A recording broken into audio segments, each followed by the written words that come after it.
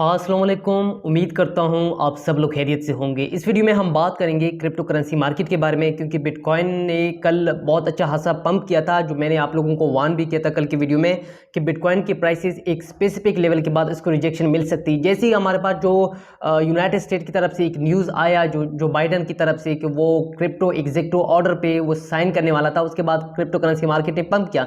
लेकिन मैंने आप लोगों को मार्केट की सेंटीमेंट के बारे में बताया था कि क्रिप्टो करेंसी मार्केट की सेंटीमेंट अभी हमारे पास क्या बन रहे हैं।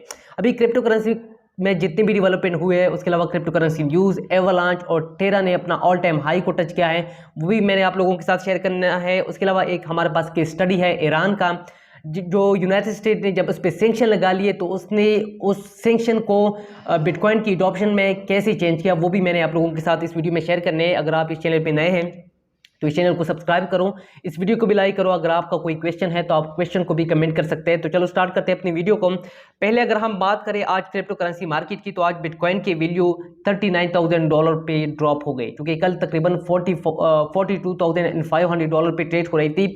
वहां से उसको रिजेक्शन मिली, बिटकॉइन की प्राइस नीचे आई, क्योंकि बिटकॉइन की डोमिनेंस बहुत ज़्यादा है। इसकी वजह से सारा मार्केट फिर से आज ब्लड में आ गया। आप इथेरियम की प्राइसेस भी देख सकते हैं कि इसकी प्राइसेस भी बहुत ज़्यादा ड्रॉप हो गई। इसके अलावा BNB, टेरा लूना अभी भी फॉर्म में है, अभी भी इसकी प्राइसेस ऊपर जा रही है। अभी इसने तकरीबन हमारे पास 7 पोजीशन पे आ गया है। सोलाना, कार्डानो, एवलांच, पोल्काडॉट सबसे ऊपर चला गया है। लेकिन एक मजे की बात यह है कि कार्डानो अगर हम स्टेकिंग के हिसाब से, स्टेकिंग प्रोस्पेक्टो से इसको देखें, तो यह हमारे पास सेकंड लार्जेस्ट क्रिप्टो करेंसी बन गया है इन टर्म ऑफ स्टेकिंग। पहले नंबर पे हमारे पास सोलाना है, दूसरे नंबर पे हमारे पास है लूना, टेरा लूना। उसके अलावा हमारे पास इथेरियम 2.0 जो अभी तक रिलीज नहीं हुआ है, लेकिन तीसरे नंबर पे अभी तक वो है। ये सारी चीजें हमने इस वीडियो में डिस्कस करने हैं। अभी अगर हम सेंटीमेंट देखें, क्रिप्टो करेंसी मार्केट की सेंटीमेंट, मैंने कल ही वीडियो में आप लोगों को बताया था कि मार्केट में हमारे पास अभी भी एक्सट्रीम फियर है। बिटकॉइन की प्राइसेस ऊपर नहीं जा सकती। अभी वो पंप हुआ था, वो हम उसको फेक आउट भी कहते हैं। या उसके अलावा जो न्यूज़ आ रहा था, एक पॉजिटिव न्यूज़ आ रहा था जो क्रिप्टो एग्जीक्यूटिव समरी की, उससे एक थोड़ा सा पंप किया था, लेकिन फिर से उसको रिजेक्शन मिली। आज भी हम फियर इंडेक्स देख सकते हैं कि 28 पे है, अभी भी मार्केट में फियर है। उसके अलावा आप नीचे ग्राफ भी उसका देख सकते हैं कि हम अभी भी इसी जोन में है, इसी रेंज में है। मार्केट में जब तक ये सेंटीमेंट है, क्रिप्टो करेंसी मार्केट या उसके अलावा बिटकॉइन की प्राइसेस कहा जाने वाली नहीं है। लेकिन सिवाय एवलांच और टेरा लूना, ये कैसे जाएंगे, ये मैंने आप लोगों को इस वीडियो में समझाना है। अभी अगर हम बिटकॉइन की थोड़ी सी एनालिसिस करें, तो बिटकॉइन की प्राइसेस आप देख सकते हैं कि जैसे ही बिटकॉइन की प्राइसेस ने पंप किया, एक बहुत बड़ा कैंडल बना था, जो मैंने कल वीडियो में आप लोगों के साथ शेयर किया था कि अभी इसका जो नेक्स्ट टारगेट है वो हमारे पास है $42,500, जो कि हमारे पास ये एक सपोर्ट लेवल था, रेजिस्टेंस लेवल था। एग्जैक्टली उसी पॉइंट पे चला गया। उसके बाद उसकी प्राइसेस नीचे की तरफ आ गई और उसी रेंज पे आ गई, जिस रेंज पे पिछले कई हफ्तों से ये यहाँ पे ट्रेड हो रही है, फ्लक्चुएट हो रही है। आप देख सकते हैं कि यह हमारे पास है एक स्ट्रॉन्ग सपोर्ट लेवल है, ये रीजन इसी रेंज पे फिर से चली आ गई। हो सकता है कि यहाँ पे उसको फिर से सपोर्ट मिले, इसी रीजन में इसको सपोर्ट मिले और उसके बाद उसकी प्राइसेस थोड़ी सी ऊपर चली जाए। लेकिन बिटकॉइन ने अगर अपनी प्राइसेस ऊपर लेके जानी, यानी हम कहें कि बिटकॉइन ने रिकवरी की और ये बुलिश की तरफ जा रहा है, तो उसके लिए हमें ज़रूरी है कि बिटकॉइन हमारे पास ये पोजीशन है $46,000, ये अपना सपोर्ट लेवल बनाए। अभी बिटकॉइन अपना सपोर्ट लेवल तकरीबन $39,000 बना रहा है, लेकिन $46,000 जब बिटकॉइन अपना सपोर्ट लेवल बनाए, तभी हम कह सकते हैं कि हम बुलिश मार्केट में हैं और इसके बाद बिटकॉइन की प्राइसेस ऊपर जा सकती हैं।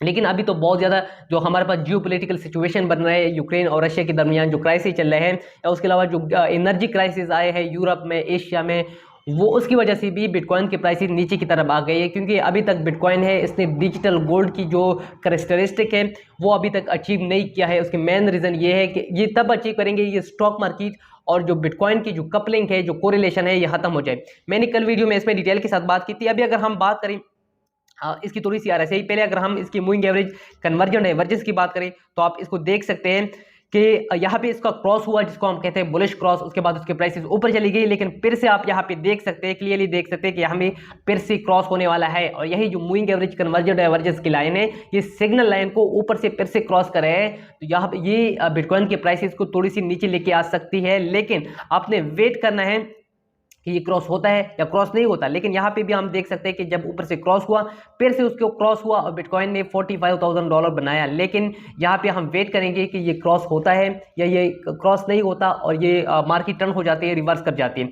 उसके अलावा अगर हम थोड़ी सी RSI की बात करें तो RSI भी तकरीबन 70 जो उसका जो रीजन है वहाँ पे पहुंच गए थे, बड़ी तेजी के साथ RSI ऊपर चली गई थी। और जब RSI इतनी ज़्यादा स्पीड से चली जाती है तो यही रिप्रेजेंट करते हैं कि हमारे पास मार्केट ने रिवर्सल की है। लेकिन इसी जो हमारे पास ये एरिया है, यहाँ से फिर से मार्केट रिबाउंस करते हैं, क्योंकि अभी हम बियर मार्केट में है, डाउनवर्ड ट्रेंड में है। तो इसी तरह RSI भी इतनी ज़्यादा स्ट्रेंथ नहीं दिखाती। तो ये हमारे पास थी बिटकॉइन की थोड़ी सी एनालिसिस थी। अभी अगर हम इसकी थोड़ी सी फंडामेंटल देखें, अच्छा, तो कल जैसे ही बिटकॉइन की प्राइसेस आप देख सकते हैं कि बिटकॉइन की प्राइसेस $42,500 पे पहुंच गई। जैसे ही उसकी प्राइसेस नीचे की तरफ आई तो बहुत सारे हमारे पास ऐसे लॉन्ग पोजीशन थे जो लोगों ने लॉन्ग किया था कि अभी बिटकॉइन की प्राइस ऊपर चली जाएगी। लेकिन अगर यही कैंडल इस लाइन के ऊपर बंद हो जाता तो फिर हमारे पास नेक्स्ट टारगेट $45,000 था, लेकिन ऐसा नहीं हुआ। उसका रिजल्ट क्या आया कि क्रिप्टो करेंसी की मार्केट में सिर्फ फेल और में $120 मिलियन की लिक्विडेशन हो गई। जितने भी हमारे पास लॉन्ग पोजीशन थे वो सारे लिक्विडेट हो जाए। अगर हम 24 घंटों की बात करें तो पिछले 24 घंटों में तकरीबन $230 मिलियन की लिक्विडेशन हुई है। और ये हमारे पास है फ्यूचर मार्केट, और फ्यूचर मार्केट की वजह से स्पॉट मार्केट पे बहुत ज्यादा इंपैक्ट आता है। आप देख भी सकते हैं कि बिटकॉइन की प्राइसेस इसकी वजह से नीचे ड्रॉप हो गई। अभी अगर हम बात करें इसी न्यूज की वजह से बिटकॉइन ने पंप किया था, जो कि जो बाइडन जो एग्जेक्टिव ऑर्डर क्रिप्टो करेंसी के मुतालिक उसका जो एग्जेक्टिव ऑर्डर था उस पर अभी साइन किया है। क्योंकि जब जिस दिन इवेंट होता है उसी दिन बिटकॉइन की प्राइसेस नीचे आ जाती है। उससे पहले जो रूमर होता है, रूमर की वजह से बिटकॉइन की प्राइस ऊपर चली जाती है।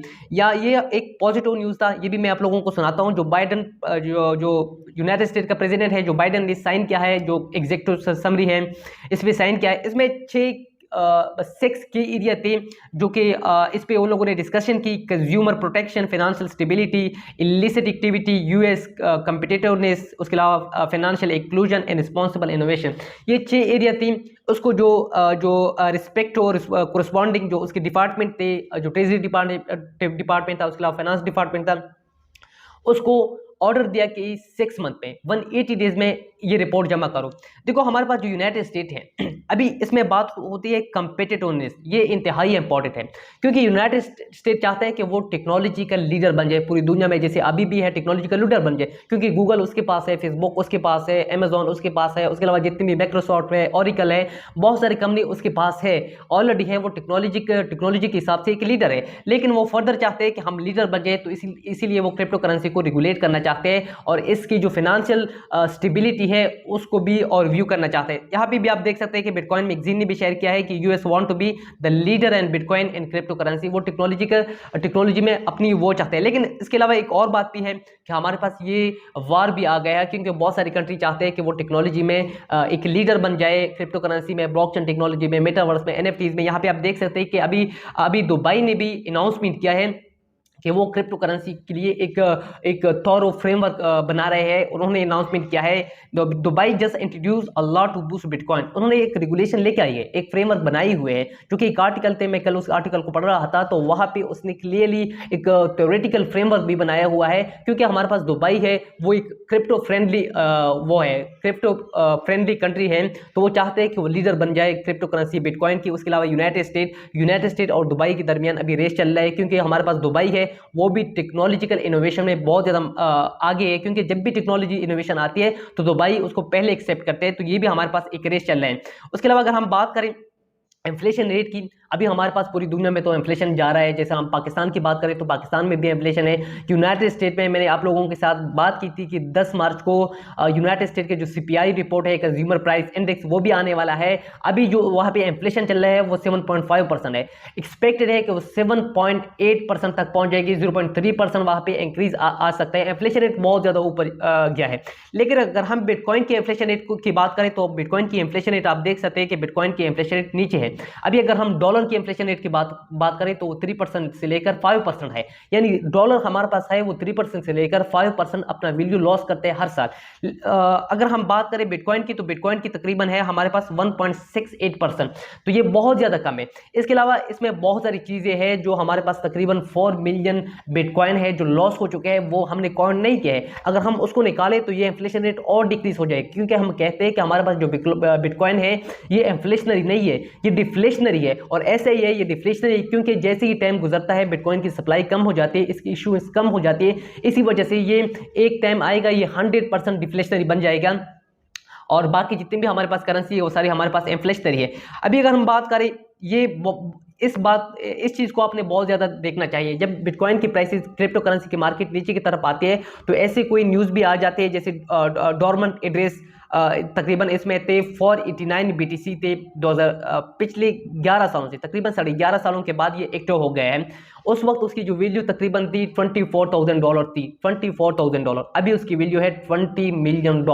अभी जिसकी भी है पिछले 11 सालों से उन्होंने होल्ड किया है, अभी ये एक्टिवेट हुआ है। जब इस तरह की न्यूज़ आते हैं तो ये भी क्रिप्टो करेंसी मार्केट को प्राइसेस को थोड़ी सी नीचे की तरफ लेके आती है, क्योंकि जब ये एक्टिव हो गए हैं तो ऑब्वियसली उन्होंने अपने वॉलेट से किसी एक्सचेंज में लेके आए हैं, मे बी वो सेल करना चाहते हैं, या वो एक्सचेंज पे जब भी क्रिप्टो करेंसी या बिटकॉइन की सप्लाई आ जाती है, उसकी वहाँ पे सप्लाई आ जाती है तो ऑब्वियसली वो सेलिंग के लिए होती है।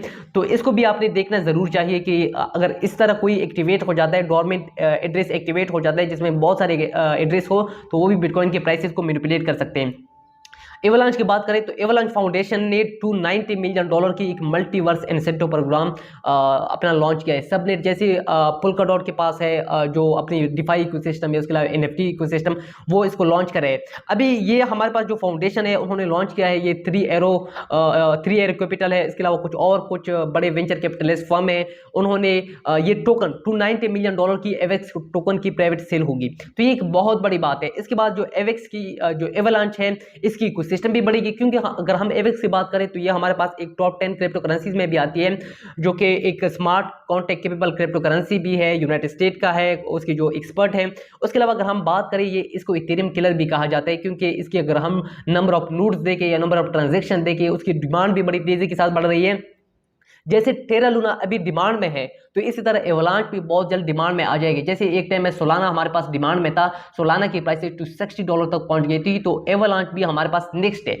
टेरा की अपनी डिमांड थी, पहले टेरा को अगर आप लोगों के साथ में डिस्कस करूं तो टेरा को आप लोग देख सकते हैं कि जब उसकी ये अनाउंसमेंट आ गई, जो मैंने अपनी वीडियो में शेयर किया था कि $1 बिलियन की जो उसकी प्राइवेट टोकन सेल हुई थी, उसके बाद उसकी प्राइसेस बहुत ऊपर चली गई थी, क्योंकि उन्होंने जो उसका एक स्टेबल कॉइन है, टेरा हमारे पास है, टेरा इकोसिस्टम, ये हमारे पास स्टेबल कॉइन इकोसिस्टम है। स्टेबल कॉइन इसका अपना स्टेबल कॉइन है जिसको हम कहते हैं UST।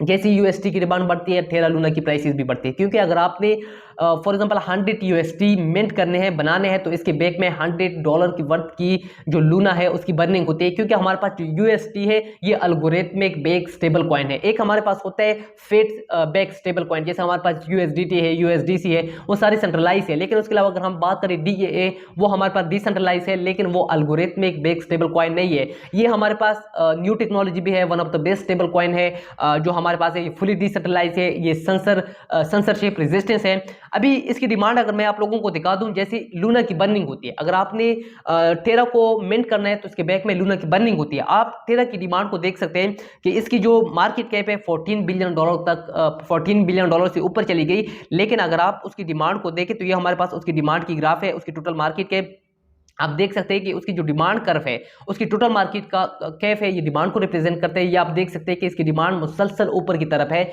और इसी वजह से इसकी प्राइसेस बहुत ऊपर जा रही है। अगर इसका ग्राफ मैं थोड़ा सा आप लोगों के साथ शेयर करूं कि इसका ग्राफ कैसे बनना है, अभी तो अपना ऑल टाइम हाई बनाया हुआ है। अभी अगर कोई एंट्री करता है तो ये अच्छी बात नहीं है, क्योंकि अभी रिस्क टू रिवार्ड रेशो आपने कैलकुलेट करना है, क्योंकि आपको रिस्क टू रिवार्ड रेशो को जरूर देखना है। जिस वक्त मैंने एक वीडियो में इसको डिटेल के साथ डिस्कस किया था, उस वक्त इसकी वैल्यू सिर्फ $43 थी। मैंने खुद भी इसमें एंट्री ली थी। आप देख सकते हैं कि उसने अपना ऑल टाइम हाई पर से टच किया था। इसका ऑल टाइम हाई था $103, $103, अभी $105 तक पहुंच गई थी, लेकिन अभी भी ये फॉर्म में है। जब ये इस रेंज में था, मैंने आप लोगों को इसके बारे में, इसके पोटेंशियल के बारे में बताया था। मैंने खुद भी यहाँ पे एंट्री ली थी, जब इसकी ब्रेकआउट हो गई तो मैंने भी एंट्री ली है। अभी इसकी वैल्यू अपना ऑल टाइम हाई पे चलेगी। अभी कोई एंट्री करता है तो यहाँ पे रिस्क टू रिवार्ड रेशो को देखना चाहिए। अभी यहाँ पे रिस्क ज्यादा है और रिवार्ड कम है। अभी आपको रिवार्ड ज्यादा मिल सकता था अगर आप इसको जो $50 के अंडर था, अगर आप वहां पे उसको ले लेते तो आपको 100% रिटर्न मिल सकता था। तो अभी उसके अलावा आप उसके RSI को भी देख सकते हैं कि उसके RSI भी बहुत अच्छा जा रहा है, ऊपर जा रहा है, क्योंकि अभी भी फॉर्म में है। उसके अलावा अगर हम इसकी जो मूविंग एवरेज कन्वर्जेंट एवरेजेस को देखें तो यहाँ पे क्रॉस भी हुआ था, यहाँ पे हमारे पास एक बुलिश क्रॉस भी हुआ था, क्योंकि मैंने एंट्री इस पोजीशन पे ली थी जब मुझे कंफर्म हुआ कि इसके बाद इसके प्राइसेस ऊपर जाएगी, क्योंकि उसकी जो डेवलपमेंट होने वाली थी, उसका जो कोफाउंडर है डुकॉन, साउथ कोरियन है, वो भी ट्विटर पे बार बार जितनी भी डेवलपमेंट एक्टिविटीज होती थी वो उसको शेयर करती थी। इसी वजह से इसकी प्राइसेस भी ऊपर चली गई। अगर जिन्होंने इसमें एंट्री ली है तो उनको तो बहुत ज्यादा प्रॉफिट है, जिन्होंने नहीं ली है तो वो एक बार फिर से मिस कर गए। लेकिन आपने एवेक्स को मिस नहीं करना है, उसको जरूर देखना है। जैसी वहां पे डिप मिलती है तो आपने उसको बाय कर सकते हैं उसको। इसके अलावा अगर हम ये स्टडी है आप लोगों के साथ हम शेयर करें, पहले हम बिटकॉइन के लिए बहुत सारे टर्म यूज होता है क्रिप्टो करेंसी मार्केट में, बहुत सारे लोग उसको यूज करते हैं। जैसे हम कहते हैं डिजिटल स्कैरसिटी। डिजिटल स्कैरसिटी का मतलब यह है कि बिटकॉइन की जो टोटल सप्लाई है सिर्फ 21 मिलियन है, इससे ज्यादा नहीं है, बहुत ज्यादा कम है, इसलिए इसको कहते हैं डिजिटल स्कैरसिटी। साउंड मनी के नाम से भी जाना जाता है। उसके अलावा सेंसरशिप रेजिस्टेंस पेमेंट, यानी इसकी ट्रांजेक्शन को कोई भी ब्लॉक नहीं कर सकता, यह हमारे पास 100% डिसेंट्रलाइज है। इसके अलावा डिजिटल गोल्ड, डिजिटल स्कैरसिटी, इसी तरह के टर्म यहाँ पे यूज हो जाते हैं बिटकॉइन के लिए। अभी अगर हम बात करें यूनाइटेड स्टेट ये सेंक्शन को यूज करके किसी भी कंट्री को कैसे मैनिपुलेट करते हैं, देखो यूनाइटेड स्टेट के पास या जितने भी वेस्टर्न कंट्री है उनके पास कुछ टूल्स है जिसको हम कहते हैं वो सेंक्शन लगाते हैं ताकि कंट्री को मैनिपुलेट कर सके, उस पर प्रेशर लगा सके और उसको कंप्लायंस करे। जैसी उसकी पॉलिटिकल इंटरेस्ट है, उसकी इकोनॉमिक इंटरेस्ट है, अगर उसके मुताबिक वो जाते हैं तो ठीक है, वरना उसकी पूरी कंट्री पे वो सेंक्शन लगाते हैं। इस सेंक्शन में एक डिप्लोमेटिक सेंक्शन है, उसके साथ ताल्लुकात खत्म किए जाते हैं। उसके अलावा मिलिट्री सेंक्शन है, उसके मिलिट्री पे सेंक्शन लगाया जाता है ताकि उसकी जो मिलिट्री जो टेक्नोलॉजी है, जितने भी वेपन यूज होते हैं उसके वेपन पे एम्बार्गो पे उसके सेंक्शन लगाए जाते हैं। यानी किसी कंट्री से वो वेपन या new technology, ballistic missile technology, इसके अलावा न्यूक्लियर प्रोग्राम, उसको फिर वो फर्दर प्रोसीड नहीं कर सकते। उसके अलावा स्पोर्ट सेंक्शन भी है, वो स्पोर्ट पे भी सेंक्शन लगा सकते हैं, यानी दूसरे मुल्कों को भी ये फोर्स कर सकते हैं कि वो इसके साथ कोई भी स्पोर्ट्स इवेंट में हिस्सा ना ले। उसके अलावा economic section, these are one of the worst sanction जो अमेरिका डिफरेंट कंट्रीज पे लगाते हैं, जैसे क्यूबा पे लगाया है, चिली पे लगाया है, ईरान पे, उसके अलावा हमारे पास सऊदी अरेबिया पे, अभी यूएई पे लगा रहे हैं, तुर्की पे भी लगाया है, क्यूबा, यमन, उसके अलावा फ़लस्तीन पे भी है। हम बात करें ईरान पे, रशिया पे बहुत ज़्यादा सेंक्शन लगाए थे जो मैंने कल वीडियो में आप लोगों के साथ शेयर किया। अभी हम ईरान की बात करें, हम सुनने में आ रहे हैं कि रशिया को स्विफ्ट बैंकिंग सिस्टम से निकाला गया, लेकिन इससे पहले ईरान को भी स्विफ्ट बैंकिंग सिस्टम से निकाला गया है। 2013 में इसको स्विफ्ट बैंकिंग सिस्टम से रिमूव किया गया है। अभी वो अपने मुल्क के अलावा किसी दूसरे मुल्क के साथ ट्रांजैक्शन नहीं कर सकते। फिर 2019 में क्या किया कि ईरान ने अपनी जो गवर्नमेंट है उसने क्रिप्टो करेंसी माइनिंग को लीगलाइज किया, ना सिर्फ लीगलाइज किया बल्कि उसको रेगुलेट भी किया। ये एक बहुत बड़ी बात है, क्योंकि ईरान के पास जो नेचुरल गैस है वो तकरीबन 17% नेचुरल गैस रिजर्व है पूरी दुनिया में, एक बहुत बड़ी नंबर है। अभी इन सारी गैस पे, उसकी एनर्जी सेक्टर पे पाबंदी लगाई गई, तो उसने क्या किया कि ईरान की जितनी भी क्रिप्टो करेंसी माइनिंग पे, यानी उसने अपनी एनर्जी को कन्वर्ट किया इनटू बिटकॉइन। अभी उसने फिर क्या इंट्रोड्यूस किया कि लाइसेंस स्कीम, यानी किसी ने अगर क्रिप्टो करेंसी माइनिंग करनी है तो वो लाइसेंस लेगी गवर्नमेंट से। और बीटीसी माइनिंग से ईरान को तकरीबन $70 मिलियन के रेवेन्यू होते हैं हर साल। एक बहुत बड़ी बात है, क्योंकि वो तेल को बेच नहीं सकते, ऑयल को बेच नहीं सकते, गैस को नहीं बेच सकते, तो इसलिए वो गैस एनर्जी को कन्वर्ट करते हैं इनटू बिटकॉइन। ये हमारे पास एक रेवोल्यूशन है। अक्टूबर 2020 में क्या हुआ कि उसके सेंट्रल बैंक ने कुछ रेगुलेशन इशू किए और जितने भी बिटकॉइन माइनर थे, उसके जिन्होंने लाइसेंस ली थी, उसको फोर्स किया कि आप अपनी क्रिप्टो करेंसी बिटकॉइन को सेल नहीं कर सकते किसी और को सिवाय अपनी सेंट्रल बैंक को। फिर वो सेंट्रल बैंक इसको यूज करेंगे टू पे इंपोर्ट्स। देखो हमारे पास वो बाहर ट्रांजैक्शन कर सकते हैं। यूनाइटेड स्टेट्स ने उस पर सेंक्शन लगाया कि आप स्वयं अपने मुल्क से बाहर किसी भी जगह पे आप ट्रेड नहीं कर सकते, क्योंकि उसके जो फेट सिस्टम हमारे पास है, पेपर मनी है, वो इजीली उसके अकाउंट को फ्रीज करते हैं। उसकी जितनी भी, जैसे इराक में उसकी $7 बिलियन अभी तक फ्रीज हुए हैं, साउथ कोरिया में। इसके अलावा उसने क्या किया कि बिटकॉइन को as a mean of source use किया पेमेंट के लिए। उसके अलावा इसके जितने भी फाइनेंशियल इंस्टीट्यूशन है 2021 में, वहां पे भी रेगुलेशन आए कि आप बिटकॉइन को अपनी बिजनेस एक्टिविटी के लिए यूज करें। देखो ये हमारे पास है, जितने भी सेंक्शन एडॉप्शन ले आते हैं बिटकॉइन की। इसके अलावा वेनेजुएला ने भी 2020 में एक बहुत बड़ा माइनिंग सिस्टम बनाया, एक स्कीम बनाया जहाँ पे जितने भी वेनेजुएला में माइनर थे वो गवर्नमेंट की कंट्रोल में, उसकी मॉनिटरिंग में माइनिंग करते हैं और फिर सारी वो क्रिप्टो करेंसी है, बिटकॉइन है, वो उसके गवर्नमेंट में चले जाते हैं। क्योंकि जो वेनेजुएला है वो भी एनर्जी रिच है, वहाँ पे भी जो सैंक्शन है, उसके अलावा हमारे पास रशिया है, वो भी इसको एक्सेप्ट कर सकते हैं। और ऐसे अगर बड़े बड़े इकोनॉमी बिटकॉइन को एक्सेप्ट करते हैं तो फिर बिटकॉइन की प्राइसेस बहुत हाई जा सकती है। तो ये एक छोटी सी केस स्टडी थी जो मैंने आप लोगों के साथ शेयर करी थी। तो ये कंप्लीट डिटेल थी about the crypto currency market, bitcoin की प्राइस एनालिसिस भी मैंने की, उसके अलावा बहुत सारे ऐसे रैंडम इन्फॉर्मेशन भी थी, एवालांच और टेरा लूना के बारे में भी आप लोगों के साथ शेयर किया। उसके अलावा एक केस स्टडी थी जो ईरान के बारे में, आप लोगों को इसके बारे में समझना चाहिए कि कैसे काम करते हैं और इसकी एडॉप्शन कहाँ से आ सकती है। अगर आपको ये वीडियो अच्छी लगी तो इस वीडियो को लाइक करो, कमेंट करो और इस चैनल को भी सब्सक्राइब करो। मिलते हैं दूसरी वीडियो में। खुदा हाफिज़।